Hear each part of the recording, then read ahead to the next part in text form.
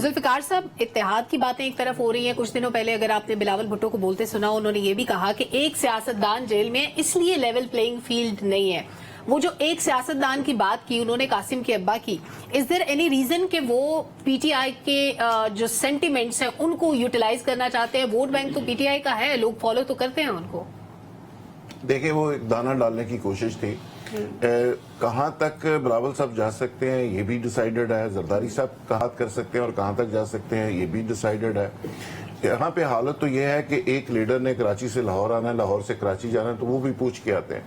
تو آپ ان سے یہ توقع کر رہی ہیں کہ وہ پی ٹی آئی سے بڑا انڈیپینڈنٹلی ایک فیصلہ کر کے اتحاد کر لیں گے.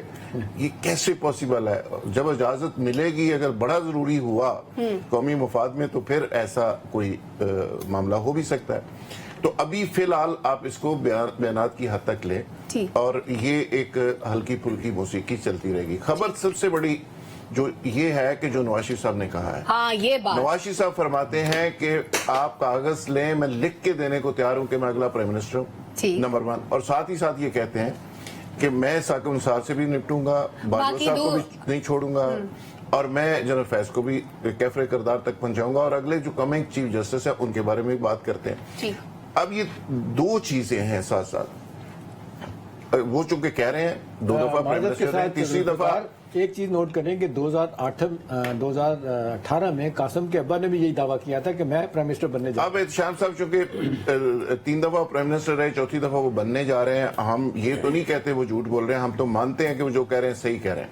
اب ایک اگلا پرائم منسٹر جو بننے جا رہا ہے وہ کہتا ہے کمنگ چیف جسٹس کو بھی میں نہیں چھوڑوں گا اور فلاں کو بھی نہیں چھوڑوں گا. اور ہم نے آج تک جو دیکھا ہے ایک تاریخ کے طالب علم کے طور پہ، یہاں پہ جنرل مشرف ہو یا کوئی اور ہو، اس کو فوج کے اندر جو میکینزم ہے وہ تو وہاں پہ تو چیزیں کر سکتے ہیں، احتساب کی بات کر لیں یا ٹرائل کی کر لیں یا کوئی بھی جو میکینزم ہے، لیکن کسی سیولین کو بہرحال یہ حق حاصل نہیں ہے اور اس کی وہ اجازت نہیں دیتا ادارہ کہ وہ اس لیول پر جائے. کیفر کردار تو بہت دور کی بات ہے. تو مجھے لگتا ہے کہ آنے والے دنوں میں نواز شریف صاحب دوبارہ سے وہ ایک مزاحمتی بیانیہ لے کے انٹر ہوں گے. اس مزاحمتی بیانیے کا اینڈ کیا ہوگا، دوبارہ سے شاید پھر پی ٹی آئی کی ضرورت پڑ جائے اور پھر پرانا دھرنوں والا نظام واپس آ جائے. یہ الگ بات ہے، لیکن ایک دفعہ گرما گرمی آپ دیکھیں گے. ٹھیک ہے صاحب، اگر chairman P T I election میں حصہ لے لیتے ہیں کسی بھی طرح سے، وہ باہر آ جاتے ہیں، کیسز ختم ہو جاتے ہیں، کوئی انہونی ہو جاتی ہے، جادو ہو جاتا ہے، یہ دوسری صورت میں جیسے مزمل صاحب نے کہا کہ اگر -1 ہو جائے، اگر چیئرمین کوئی اور آ جائے، پارٹی پارٹیسپیٹ کر لے، دونوں صورتوں میں اگر پیپلز پارٹی اور پی ٹی آئی کا اتحاد ہو جائے تو کیا پنجاب نون لیگ سے جاتا رہے گا؟ دیکھیے، یہ ایک پولیٹیکل سٹیٹمنٹ ہے جو اس وقت پاکستان پیپلز پارٹی دے رہی ہے. ایسا ممکن ہوتا دکھائی نہیں دیتا. اور دوسری بات آپ دیکھیے گا کہ 5 سال کے لیے جو چیئرمین پی ٹی آئی ہے وہ نااہل ہوں گے. ان پر بہت سارے کیسز ہیں، القادر والا کیس ہے، توشہ خانہ ہے، اور بہت سارے کیسز ہیں. نیب نے جی آفیشیل سیکرٹ ایکٹ والا ہے. اور اس کے علاوہ جو یہ نون لیگ والا فارمولا ان پہ نہیں لگ سکتا تاحیات قائد والا؟ اور دیکھیے وہ پارٹی سے الگ ہوں گے اور ان کی جماعت بالکل الیکشن لڑے گی. جماعت پر کوئی پابندی نہیں ہوگی. آپ کو اگر یاد ہو، یہ ہم نے 3 ماہ پہلے بھی بتایا تھا کہ جماعت پر پابندی نہیں ہوگی.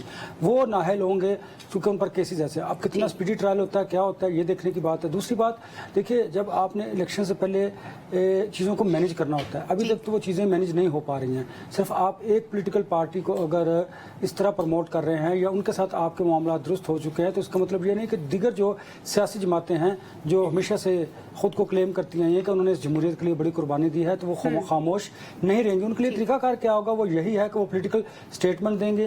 اپنی سیکنڈ جو لیڈرشپ ہے، ٹیئر ان کی ہے، اس کے ذریعے وہ بیانات دیں گے اور کہیں گے کہ اس کو کبھی ڈس آن کر دیں گے اور کبھی اس کو آن بھی کر لیا جائے گا. اور رہی بات اب اس وقت انتخابات کے حوالے سے، دیکھیے یہ سمجھنے کی بات ہے کہ آپ کو اب وہ چیئرمین جو پی ٹی آئی ہیں ان کو آپ کو اس جمہوری پروسیس سے الگ کرنا ہے. اور اس کے لیے کیا طریقہ کار وضع کیا جاتا ہے یہ آنے والے دنوں میں پتہ چلے گا. اسٹریٹجی بنے گی. اور نواز شریف صاحب، میں نے آپ کو کہا تھا کہ وہ بڑے زیرک ہیں، وہ جب تک چیزیں مینیج نہیں کر لیتے انہوں نے اعلان ہی نہیں کرنا تھا.